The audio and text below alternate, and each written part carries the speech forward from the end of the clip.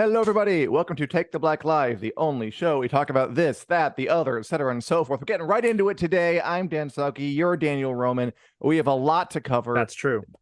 Hello, We everybody do. who's watching. Hello, Christian, Martha, Julie, Andrew, Restream.io. Glad you could be here. And Daniel, I just want Restream, it's to. good to see you. I know you're so famous. We love you. Because a lot is happening, and I want to skip over small Yes. talk, even though I'm sure it would be fascinating, Wow. and get right into some of the meat of the episode. Daniel, as we speak, Yes. Warner Bros. Discovery, our wonderful, benevolent corporate overlord that owns HBO and some other studios, is having an event, and they have announced they have officially greenlit another Game of Thrones prequel show in addition to the Game of Thrones Yes. prequel show we already have, which is House of the Dragon. Daniel and everyone out there watching, they have Yes. greenlit a Game of Thrones prequel show about Dunk and Egg, from George R.R. Yeah. Martin's Dunk and Egg novellas. Oh, goodness. Set about 90 years before Game of Thrones, about a loyal but sort of stupid knight named Sir Duncan the Tall and his plucky, bald, young squire, Prince Aegon Targaryen V, who is a Targaryen princeling, but he's so far back in the line of succession, nobody really cares. The show is called A Knight of the Seven Kingdoms, the Hedge Knight. Daniel, your thoughts, audience, your thoughts. Gimme. Ooh. My thoughts. So, one, this is a big announcement. It's cool to see that this is greenlit. It is happening. I like the idea of the Dunk and Egg show. I think those novellas are really great. They're really different than any of the other Westeros stories out there because, they're kind of that lone wolf and cub type of story where it's, Or Sir Mandalorian and Duncan the Grogu type Tall of and his, story. yeah, except I think a little more fun than Mandalorian and Grogu because Egg is a real character and Sure. Joel and Duncan Egg Ellie kind type of, story. yeah, they've kind of got faults and strengths that complement each other. So I think this is exciting. It comes alongside the announcement that HBO is rebranding from HBO Max to just Max. So one notable thing about this is not an HBO series. It is a Max original series. So I don't know if that means it's not gonna be on HBO, if it'll hit Max first.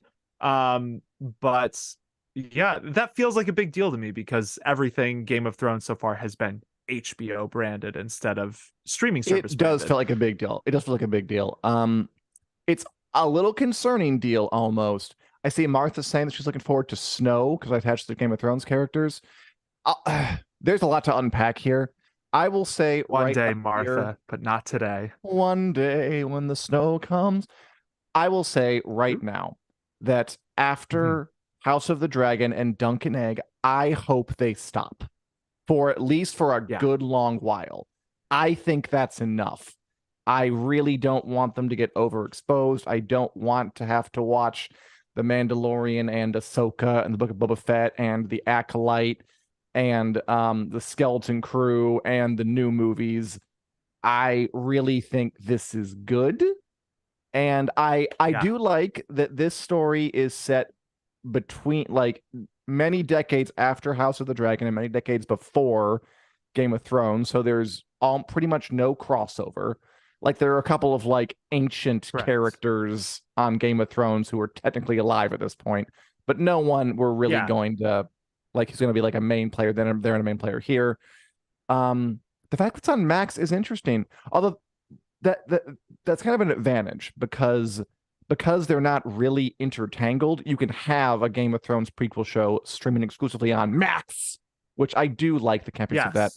Which, by the way, they said that they changed it to Max from HBO Max because they didn't want to dilute the HBO brand. And because the fact that HBO was there was like scaring parents away who didn't even know there were like children's programming on there. They thought it was like all sex and violence and and genitals. Somewhat fair. You know, I mean, that was my reaction to one of the other big newses that we'll talk about in a minute was, does good this even point. fit with the HBO brand? So as much as I side eye the choice, I do think there's some sense to it to rebrand and make it a little clearer Yeah, that it's I don't not mind it. just adult HBO content. I agree with you in terms of the other spinoffs. Martha, as much as I would love to see Snow, I do think that's something where time is our advantage. Like let Kit Harington age another decade. We'll wait for it. Yeah, that's fine. But I don't want them to dilute it either. And right now it feels like we're kind of towing that line a little bit because we on the edge. Ooh, we on the edge. We on the edge. One thing I did want to hit with this. So who said it? Brit over on YouTube, bit worried about the Dunk and Egg books not being completed, but it makes perfect sense to adapt this. And knowing how much Condal loves the books gives me faith. So yeah, Condal is an executive producer on Dunk and Egg. But so one of the things I really like about this, which, we can talk about what this means maybe for Winds of Winter if you want to, but so George R. R. Martin is one of the writers and executive producers on writing the Dunk and Egg show. He is writing scripts for the first time since Game of Thrones season 4. Now, the reason that I like this more than it makes me cringe in horror is because Martin has consistently said he has more Dunk and Egg stories he wants to tell, like 6 or 8 more of them. And anytime he says that, I give that the side eye, and I'm like, I don't know, man, you've got so many other things to do. When are you going to do more Dunk and Egg? He will not. I think having him in the writer's room might be a good way to do all those extra Dunk and Egg stories he wants to do. Remember, he was a TV writer for a decade, so this isn't, some random dude coming into the writer's room. I feel like this makes sense. I don't know. Does it make you nervous, Dan? No, it doesn't mean nervous. I mean, that's fair. It suggests true factual things that I think it means that aren't great. But I mean, of course it's good that George R. R. Time management is hands on with the show. I mean, that's only a good thing. It will only make the show better. That's true. I mean, it means that just we're probably never. I mean, I know that we've been saying this for 11 years, but like, just if guys, is it 12 now? I think it's 12 now. I think the Winds of Winter is probably not ever going to happen. 12. Just it's such an interesting situation. Like, this man has this body of work, and it explodes so late in his life, and he has a lot of energy and curiosity for a 70-something, and he's just writing on this show, and he's trying to write this book. He's been writing for 12 years. He wants to write 6 to 8 more Dunk and Egg stories. I admire the ambition. I admire the activity, but I'm glad he's involved. It probably means we're not going to get much in the way of written work, because he's just, although to be fair, again, there's a lot we don't know about this. Like, we don't know the format. Truth. Maybe they'll only do like the time frame, season, like the first novella or first 2, and then hold it off for like a few years for the actors to age. I don't know, because Egg grows up over the course of the books. Maybe like so a limited series. Can I ask you? Yeah, I wanted to ask you about that because you brought up the colon thing, because it's a Knight of the Seven Kingdoms : the Hedge Knight. I didn't even think of that. That made me wonder. Yeah, if they're gonna limited series this and do it as the Hedge Knight, and then they could do future installments like the Sworn Sword and the Mystery Knight, as those would get the colon treatment too, and it would essentially function a little like a limited series. These good do you movies, think? actually. Do you think they make good movies? Sure. Because they're a bit shorter. They are shorter. I think I would rather see them as limited TV series because the scope is smaller than what I would probably want in a Westeros movie. Because these, the scope is really limited for Dunk and Egg. Like, they're tight, compact stories where the minute twists and turns and the charm is part of what makes them as good as they are. So I like it as, the idea of it as a shorter limited series. But format wise, they would work as movies. They're short enough. We're not really sure what's going to be like yet. It's they're good novellas. The pedigree is good. I'm looking forward to it. They're very different than Game of Thrones and House of the Dragon. They're much, like you said, they're much more smaller in scale. They're much more kind of Yes. worm's eye view as opposed to literal bird's dragon's eye view of what we're gonna House of the Dragon, where all these like high lords, just like kind of the people just kind of wandering around. People don't really care about them. I love that. I think again, that's one other reason I think this is a good place to stop. I don't know if another perspective would really help.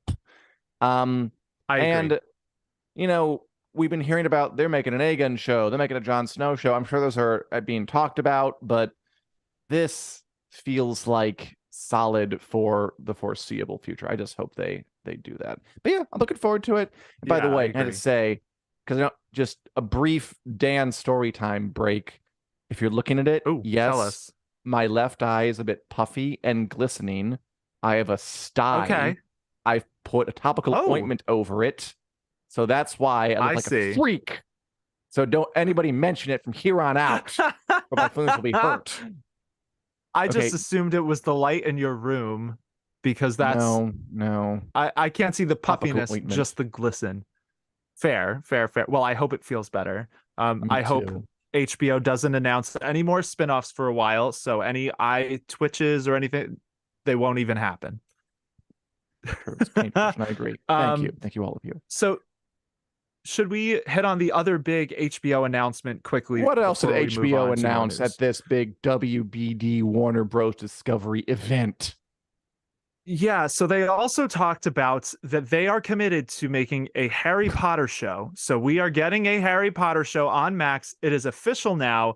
They are expecting it to be and this is a quote from their press release, a decade-long Harry Potter series that will is a faithful adaptation of J.K. Rowling's iconic books. Okay, I have a way more torn on this than Duncan Egg. Yeah.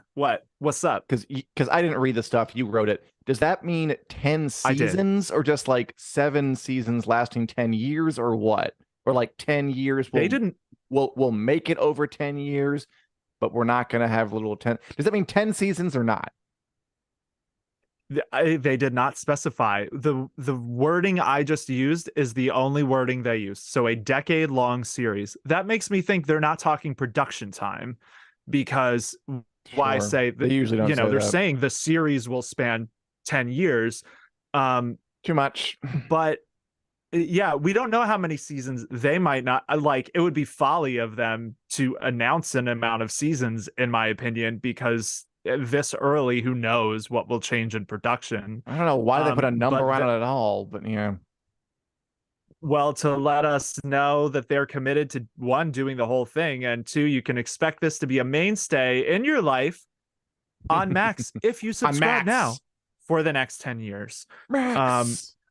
I can't lie, I loathe this news. Really? Even setting aside any personal feelings about J.K. Rowling, which I do have some, we're talking about a decade-long Harry Potter series.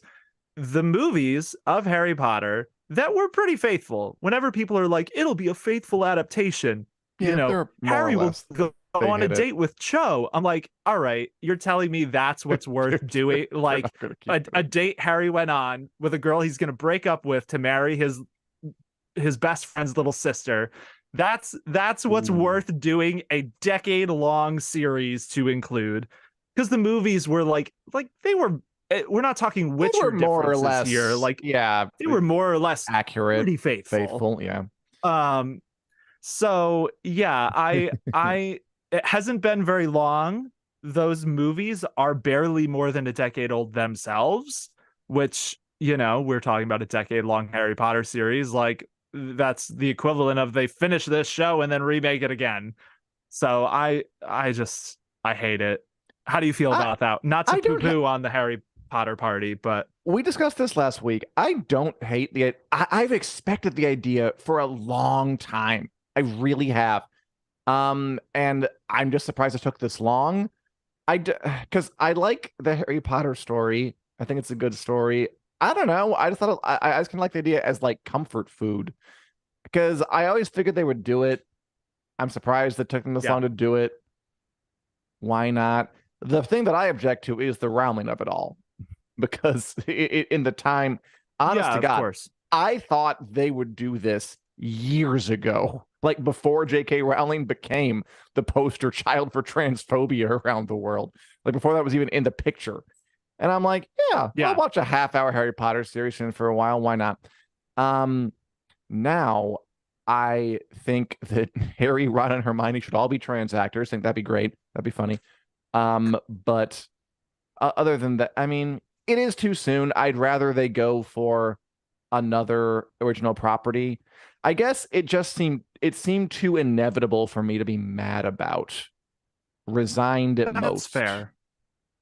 Yeah, that's fair. I don't, I don't disagree with you. It was inevitable. I mean, they've been looking, and when I say they, I mean both Rowling and her publishers on the book side, I mean Warner Brothers on the movie side. They, since she wrote those 7 books and Mhm. hasn't really written another book, like real novel in that universe, Sure. they've all been trying to find ways to milk it eternally. We've all failed. And this is a Fantastic logical Beasts. step to milk it eternally. But yeah, I'm not gonna be too enthused for this one. We'll see what happens. Um, it could go any which way, but yeah, it is. I love how it seems like some of the announcement stuff tried to kind of like Rowling's involved, but she's an executive producer, and then her quote is like, "I'm so Oh, happy she has they're a quote? committed to telling my." There's a quote from her about how she's happy that they're committed to faithfully telling her story, which again makes me like kind of chuckle because she was involved with the movies. So again, it's not like they went over her There's head this and did a whole bunch of plot about crazy like stuff. house elves in the 4th one they cut from the movies. I guess they could add that back in. You could do a lot more with the ghosts, Yeah, but that's I'm about not it. saying there's not stuff. There's Oh, there's not sure, there's much. plenty of Like stuff. the heart of Yeah, it's but there. again, whenever I hear people be like, "We're gonna, retell it faithfully," that makes me think the original one was drastically different, and that's just not the case here. So we're talking about fitting in the minor enough stuff that they deemed cuttable, rather than wholesale changes. But yeah, so we'll see. Um, any other thoughts on this, Dan? Let's do Because some we do have a comments. lot to talk We about. do. Let's do some comments here. Um, Cool. because we got some different spinning. JD Palm thinks the films were enough for Harry Potter. Brit, I won't be watching Harry Potter, but there are things like the Marauders that could be covered. The Marauders is so interesting. Yeah. Like that's Yeah. basically a fan creation where all these fans have kind of made up what they were all doing, and like they really kind of filled it out. It's there in the Harry Potter series officially, but I think the fans really That's cool. helped the Marauders get off the ground. That's like Um, Sirius and James, like their posse. yeah, the like Cool. Hogwarts before Harry. JD Yeah. Palm, I'm much more interested in a TV series set in the Harry Potter universe, which I think is a thing that's been going around a lot. People think that Daniel Radcliffe is the only Harry Potter for them, which makes sense. And I like this one, Joseph Quinzel. A TV series should be much better than the remakes of the novels. They should recast Watson and Radcliffe, the two ingrates. So, I won't dig too deep into that. Split opinions. That's probably wise. I'm into Dunk and Egg, but I'm like caution. And Harry Potter, I don't know. I'm really not offended because just I don't know why. Maybe I should be I'm more. happy for you. I'm happy sure it'll for do it. One of fine. us shouldn't be. I'll Okay. carry the outrage for that one, and you can be the I voice really, of reason. it won't happen. I think honestly, well, after this, we'll move over. I think the responsible thing to do would be to cast one or more transgender actors in very prominent roles, to kind of decouple the series from J.K. Rowling's blatant, aggressive, very bullhorn transphobia she's been spouting for like the past few years now. That won't happen. Yeah, and but I think that'd I be a good agree. move. That wouldn't Yeah. solve the problem of this is too soon and we don't need this, but it would solve No, the problem that mainly I have. I think I do hope. I think they're gonna have to address that in some way if they're doing this show for the next 10 years, or it would be, Dude. as you said, the responsible thing to do. I wouldn't support doing that to like a like not a main cast, but like the main three, like I feel like you have to find the right character to do that with story-wise, where it doesn't feel like you are wholesale changing a character who already existed. Yes. But I think there are opportunity for those sorts of characters there in the books. Don't ask me to name one off the top of my head, but I do think they should do that. They should have some trans actors in prominent roles on that show. Probably won't. But we'll see as things go on. What else is happening, Daniel? There's a lot happening today. There is one super quick comment I wanted to hit on. It's already gone. I don't know who said it. Someone asked about the Nymeria spinoff. I just wanted to very briefly touch on that and say we're pretty sure that HBO shelved that. Yeah. Good call. There was talk about how that was taken down from the production company that was making it, their website. It was on there. It's no longer on there. So we're getting Dunk and Egg. The chances are really slim that Nymeria is still on the table, but we'll see. So beyond all that, back to shows we know for sure are happening, that are actually filming, that we'll be able to watch in the next couple of years. House of the Dragon Season 2 has officially begun filming at Leavesden Studios in the United Kingdom. There is a very spiffy image of the Iron Throne, which the production released. Yeah, I love this picture. So yay, that's exciting. There's some notable cast things. They announced a whole bunch of returning cast members. You know, we're excited to be back with faces new and old type deal. And they listed a bunch, but there were some names that were missing. One in particular is Graham McTavish, who played Sir Harold Westerling, was noticeably absent from the cast list. Same with the Cargill twins, who are played by Luke and Elia Tittensor. However, Jefferson Hall, who plays the Lannister twins, he plays both Lannister twins. He was on this list, which makes us wonder if he's getting a bigger part next season, as well as what's the deal with McTavish and the Tittensors. What are your thoughts on this, Dan? I don't know what their thoughts are. So I don't know what my thoughts are. Maybe it means they're gone. Maybe it means that, I mean, I hate the way, I don't want to do we want to rehash this. Episode 9 blew of House of the Dragon, and they wrote themselves into a corner with Graham McTavish's character, just kind of like, they did. I'm just going to wander out of this secret meeting and no one's going to stop me. And then, okay. And he's dead in the books. He's dead in the books, which would have been perfect. He could have died off screen. It would have been fine. I'd be more surprised if honestly, maybe he won't show up. I'd be more surprised if the twins, the Tittensors, Eric and Arik Cargill, didn't show back up, because they have some cool stuff to do in Fire and Blood. Absolutely. I don't know though. I don't know if the list means that they're actually not going to show up, or if the list just means that they just didn't put everyone on, because how long does this thing have to be anyway? Yeah. It's true. We'll see, but the Tittensor twins were definitely the one that made me raise my eyebrows the most, because, like you said, the Eric and Arik, who knows? The Cargill twin thing is a very memorable part of the dance, and also like the perfect metaphor for the dance. I think it's important to have it in there. Why wouldn't why wouldn't you? You already cast them. They're already in the show. I think that's just, if I'm a dramatic writer and I think, there's spoilers, just be warned, potential for a fight scene between two twin brothers on opposite sides of a war who fight each other. Yes, let me write that episode. Like, come on. They should definitely have that in there. Yeah, totally. But so we do have some other casting stuff. This next bit comes from Redanian Intelligence, which is a really reliable scoop site that typically covers Witcher stuff.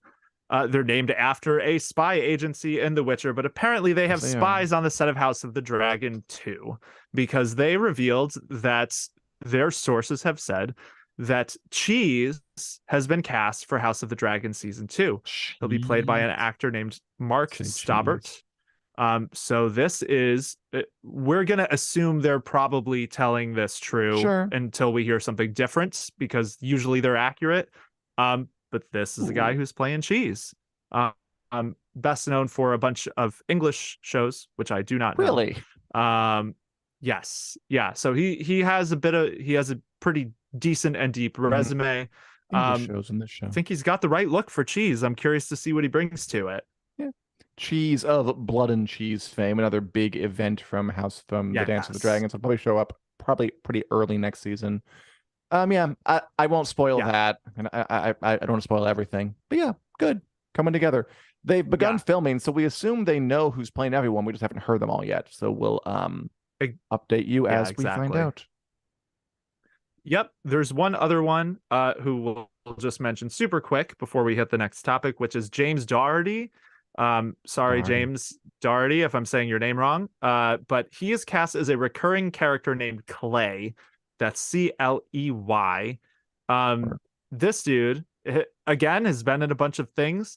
I've heard him most recently. He's the voice of the blacksmith in Round Table Hold and Elden Ring. This guy, and he is going to be in House of the Dragon season 2. Do we think Clay is a code name? Probably. I don't know. That's right. For I don't know. I thought you maybe were dead. For blood. Yeah, I thought every time you go back to Elden Ring, every time. Let's get smithing. You thought I was dead for 95 straight times. Have some faith in me. Jesus.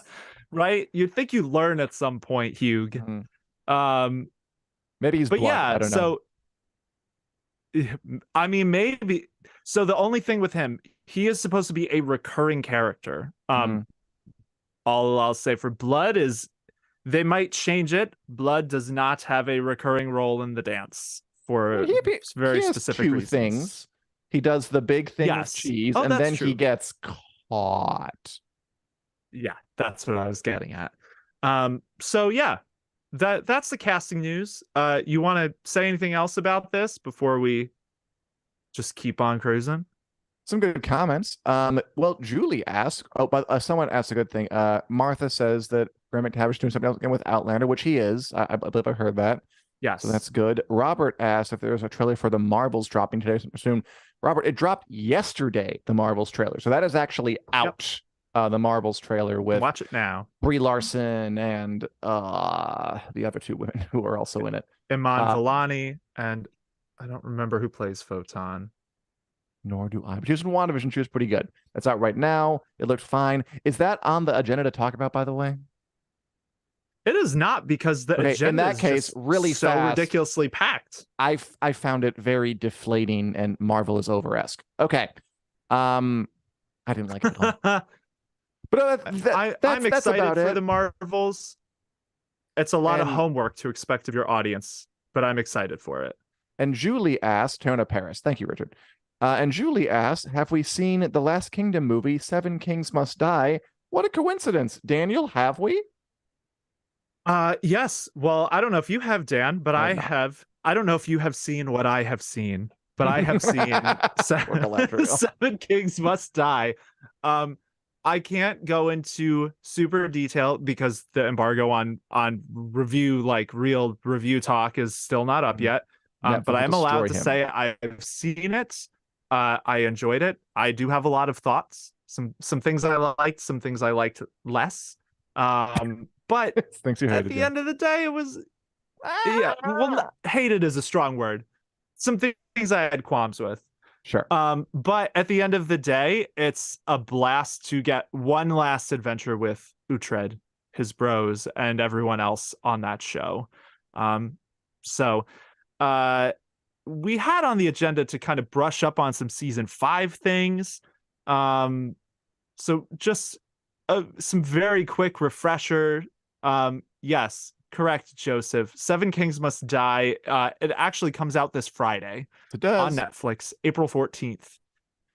So we'll have a whole bunch of coverage of it, a review up on the site, winterscoming.net, if you want to check it out on Friday.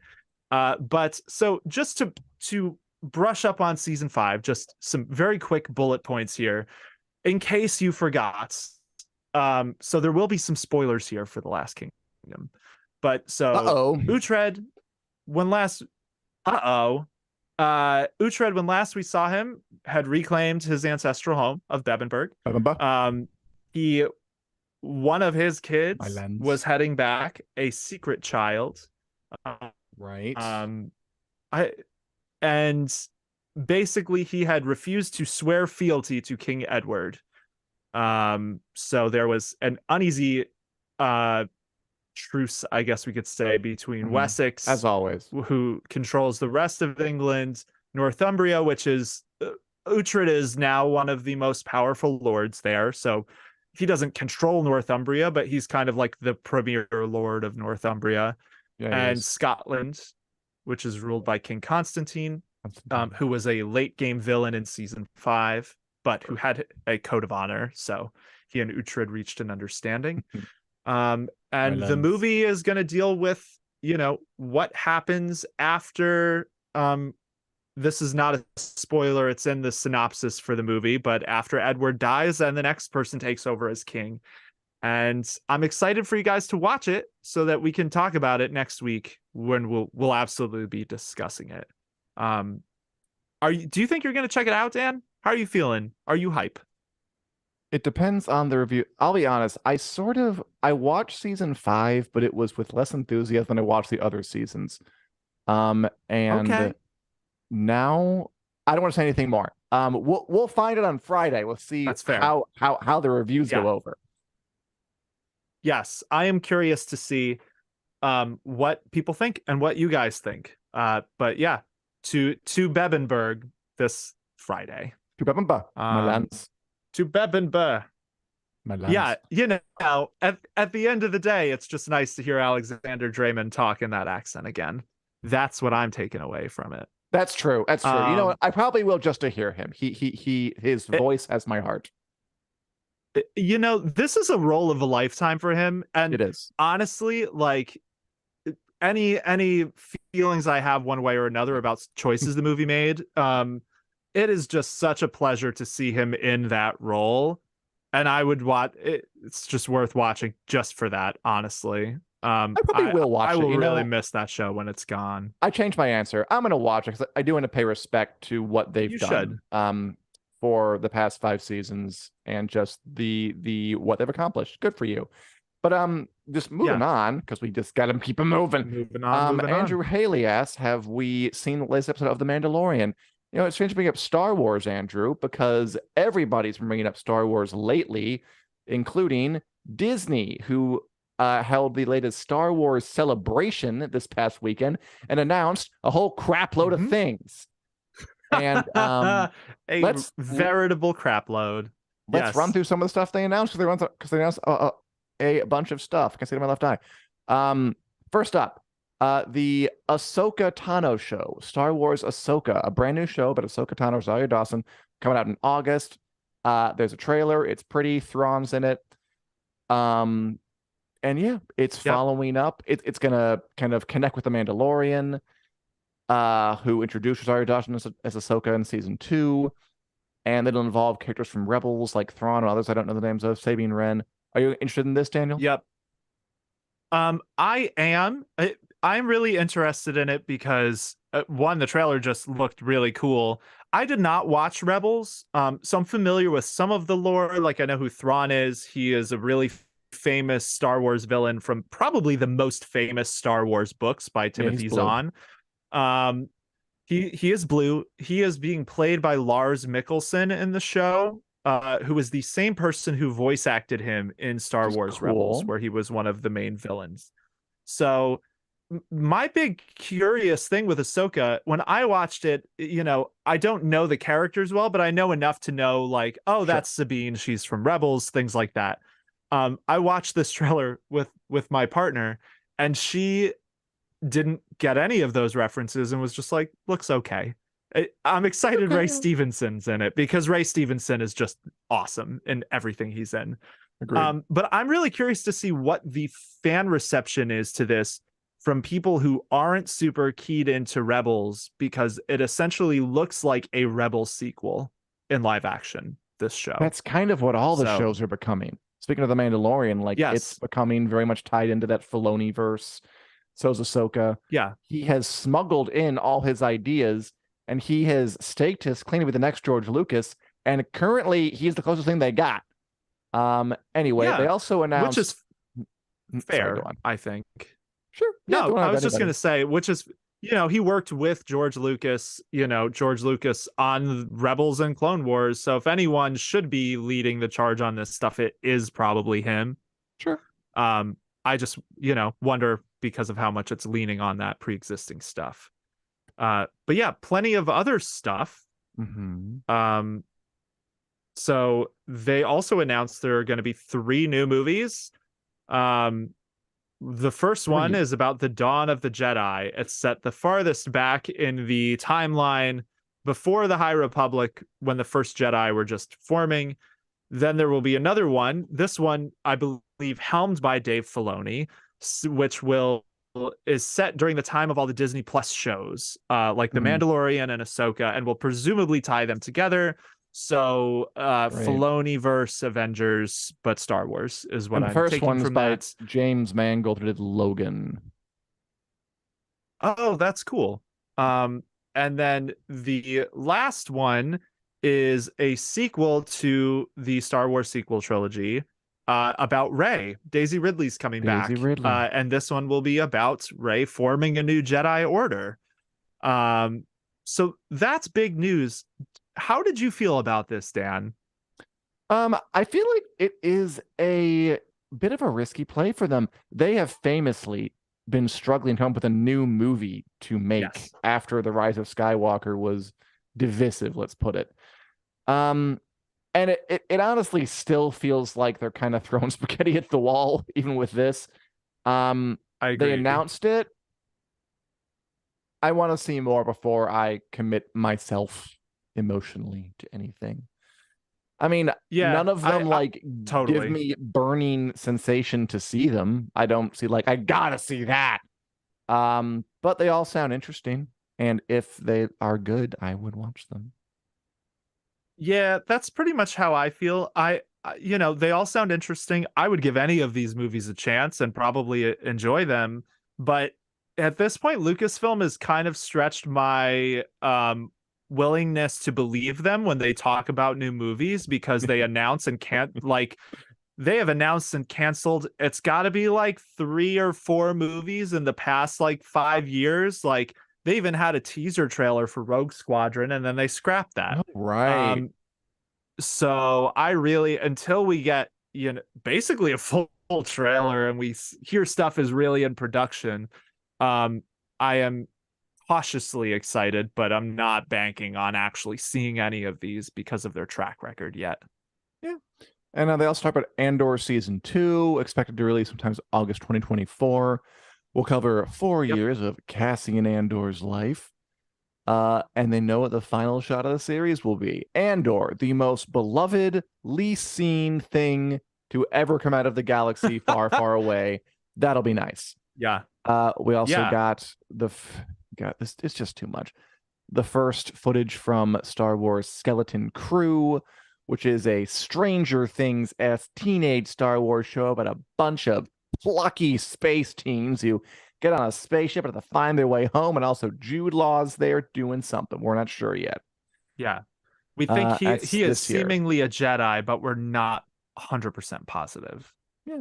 I hope he's a Jedi. I hope he has a good time. And then the Acolyte, mentioned that before. Yeah, exactly. Jude Law, favorite Jude Law roles. I can't think of any. The Acolyte is another show which is about the Sith back in the prequel to the prequel days. That could be fun, or it could be too much. And then Star Wars The Bad Batch, the animated show, ending with season 3. Also, yippee-ki-yay, hooray for that.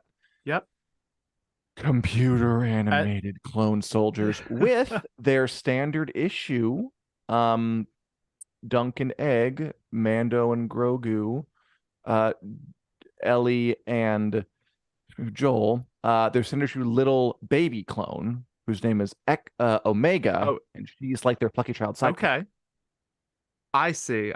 Well, if it's working for them, why not keep repeating that formula until it's all we ever see? On it. On it.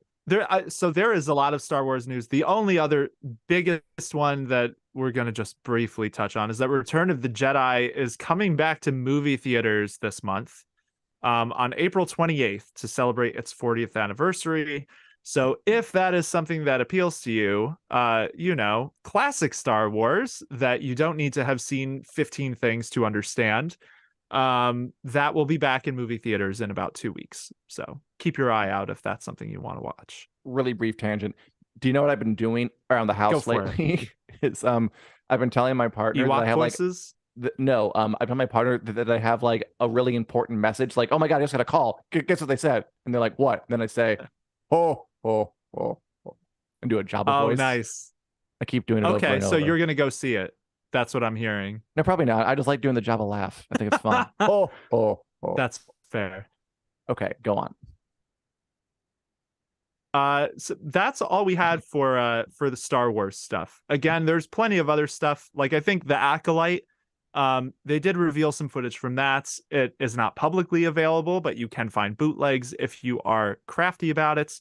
That one has the actress who played Trinity, Carrie-Anne Moss, as well as the main actor from Squid Game, Amanda Stenberg, like a bunch of people. I did see the bootleg footage. It looks really cool. It is about the formation of the Sith. But yeah, that one, it does seem likely that's 2024 now. That's the other thing from that, which we thought was going to be the case, but they didn't confirm a date at Star Wars Celebration, I believe. So 2024 is looking pretty much a given.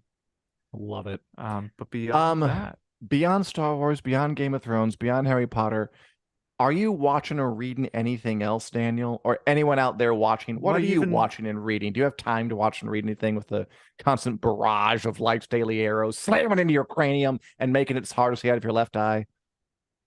I tell you, I have less time than I did a few days ago because of all these announcements and stuff.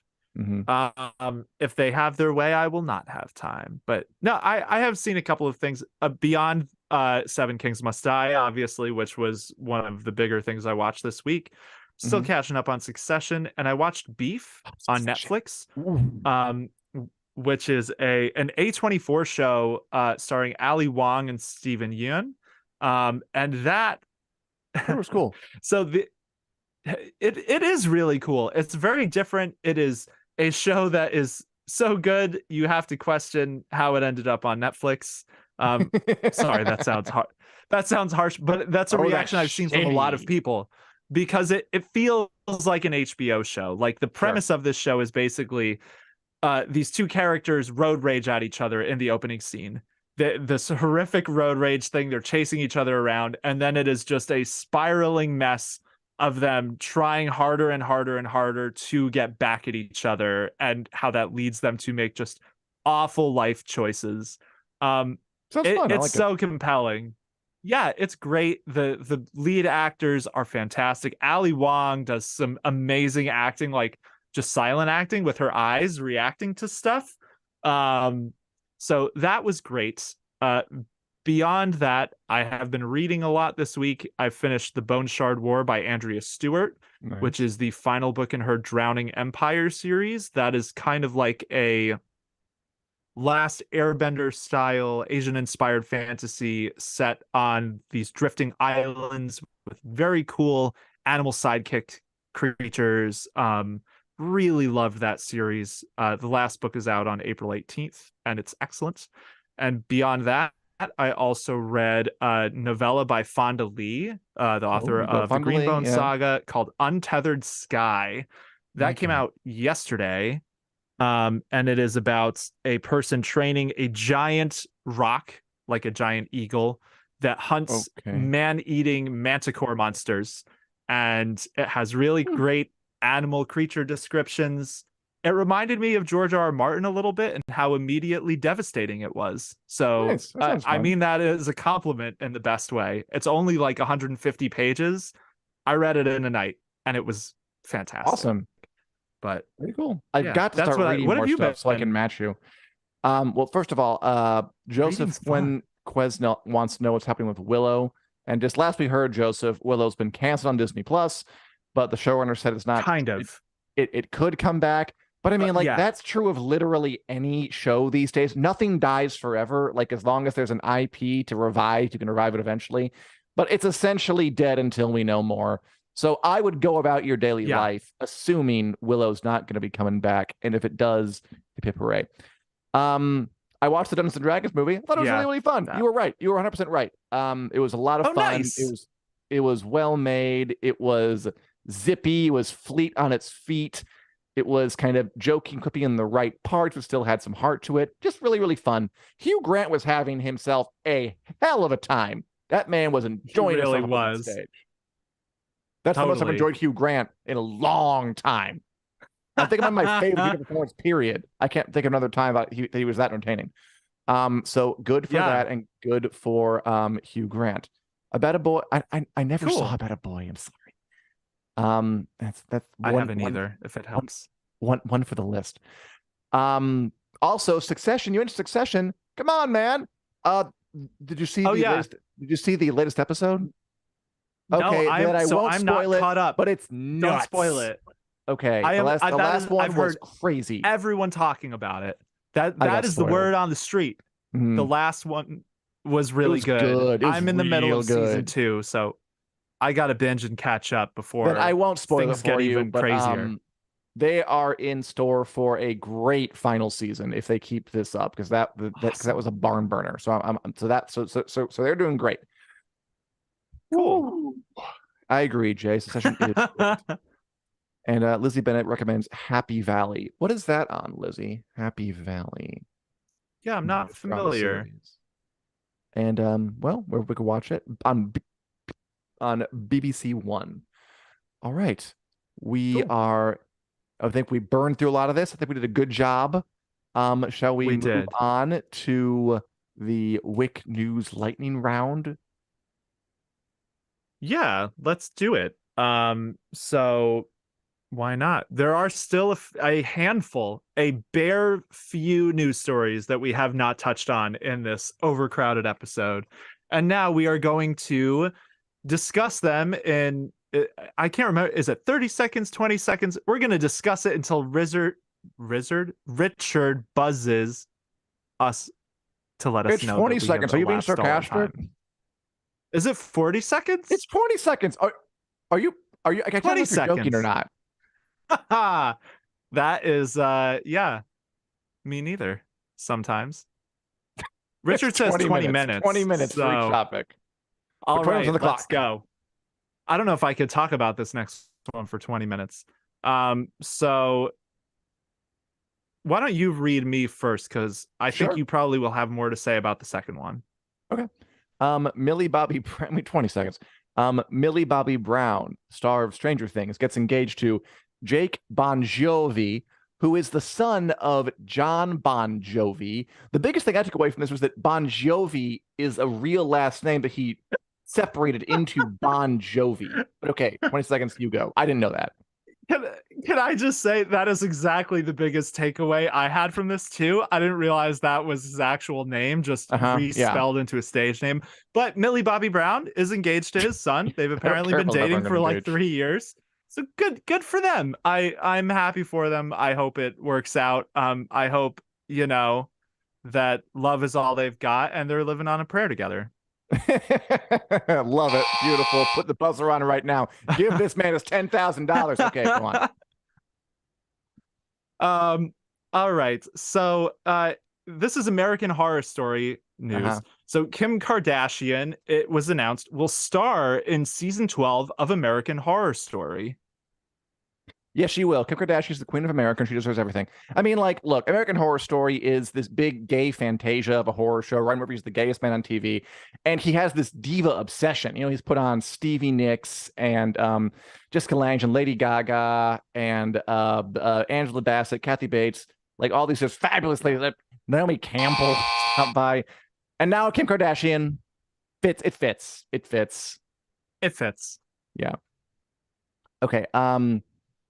I was gonna call you Alexa because I do that reflexively sometimes. Oh no, Daniel. Do you have an Alexa, or is that just a name you? Oh no, people? I have an Alexa, so I must say Alexa blank. But no, you're Daniel. So Daniel, I see. That's true. The Marvels dropped its first trailer. Are we hype? Yes. So we talked about this a little bit. I am moderately hyped for this.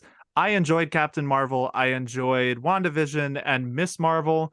I am The trailer looked like a lot of fun. I think Iman Vellani, who plays Miss Marvel, is a total blast. I can't wait to see her on the big screen. She is totally going to steal the movie. But it's a lot of homework. Cool. So I'm really curious about this one. I have not read up on this, and I want 20 seconds should handle it. Inform me. Okay. 20 seconds. That's all we get. Hopefully, the lawmakers and the Department of Justice have more than that. So apparently, some lawmakers, they want the Department of Justice to investigate the Warner Brothers Discovery merger. They cited Batgirl as an example of how it is negatively impacting the industry, the canceled Batgirl movie.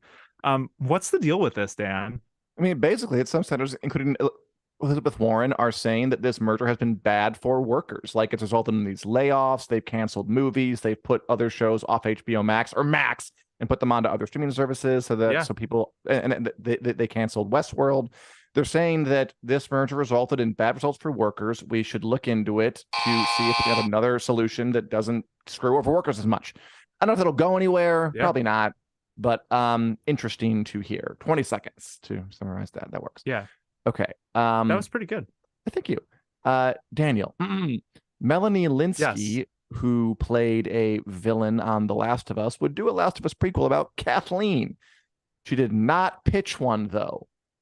Okay, go on. Yes. Yeah. So there was a news story that broke where I think it was Variety was like, Melanie Linsky pitches Kathleen prequel spinoff to explore her background. And Melanie Linsky basically came back and said, no, I did not pitch this. Someone asked me on a red carpet, would you do a Kathleen prequel? Would you come back? And she said, sure, because she'd do anything Craig Mazin wanted her to do. So yes, she would do it. No, she's not gunning for it. She said the idea of her pitching it was mortifying. So we talked a little bit about Netflix earlier, and maybe their love of spin-offs. They've apparently greenlit a Stranger Things animated show. I mean, they have. I don't know why I put a question mark on the end of that. Yes, they've got an interesting question. Animated show. I mean, of course they did. The series coming to an end. Netflix wants to keep the franchise going, so here comes a spin-off, prequel, sequel. We'll probably see more of that. Might it be good? Might it be fun? It's gonna be like the 80s cartoons we grew up on, Sunday morning cartoons. Sounds fun. Go ahead, go off, have a good time. Okay. That's cool. Yeah. Daniel, here's a question for you book-loving people out there. A Greek myth-inspired fantasy novel called Lore is being adapted into a movie. What's the deal with Lore? Yeah, so Lore is a novel by Alexandra Bracken. It came out only in 2020, I think. It's fairly new. But it's basically like Greek myth meets the Hunger Games, where these descendants of ancient Greek houses hunt gods who have to walk the earth in this competition called the Agon. If they kill them, they get their powers. And this character, Lore, comes back to this bloody world to try to kill someone and then escape it. For good. Lore. So that should be interesting. Yeah, sounds cool. And finally, also in movie news, The Joker 2 has wrapped filming, and the director, Todd Phillips, I believe, released a new image of Lady Gaga as Harley Quinn. Now, see, this I'm interested in. Like, I don't know if I want to see the Ray movie, the Marvels look kind of whatever. Oh, there's potential for real juicy chaos here, it feels like, in Joker 2. And I will probably see it.